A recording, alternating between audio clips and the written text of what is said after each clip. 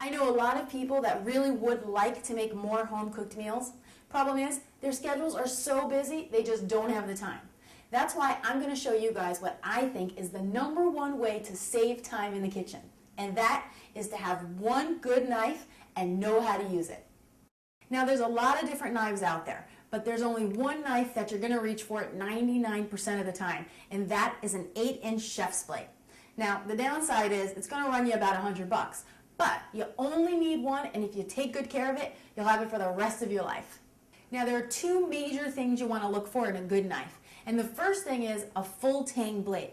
Now all that means is that your blade is going to be one piece of forged steel from top to bottom. The second thing you want to look for is balance. As you can see here, both sides are equally weighted.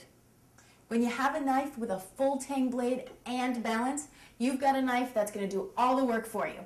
All you have to do is guide it along. So now that you got your knife picked out, let's go over how to use it. There's only 3 simple actions that every home cook needs to know: the draw, the slice, and the chop.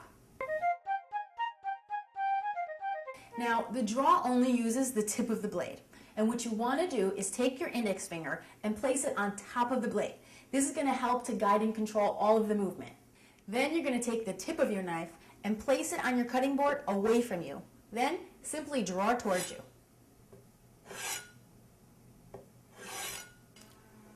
Now your free hand is to guide your ingredients. Let's practice on a pepper.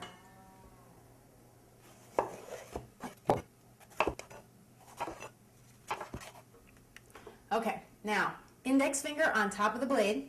I'm going to grab my pepper, guiding hand, tip is away from me, and I'm going to draw towards me. Away, draw towards. Easy, easy, easy. This is great for cutting strips.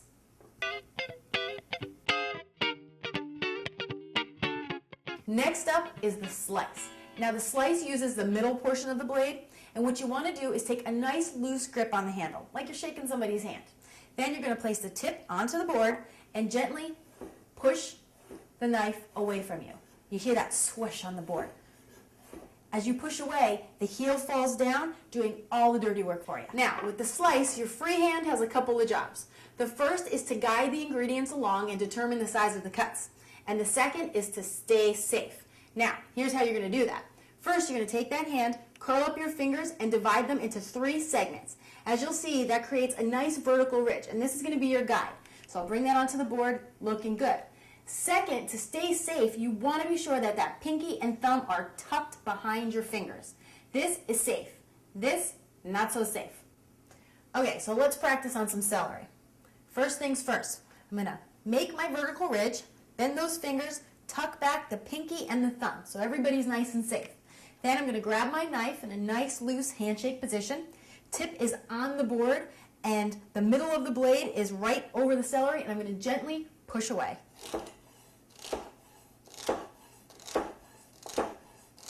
And I use my thumb to help push the ingredients through.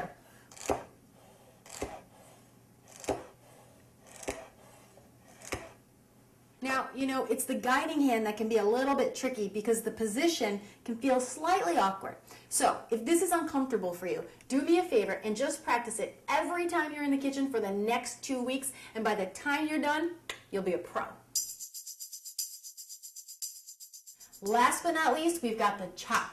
Now, the chop uses the entire blade, and it's really great for when you need to chop things up really small. What you want to do is take the tip of your knife and place it on the board, and then take your 4 fingers, place it on top of the knife. This is going to be your guide.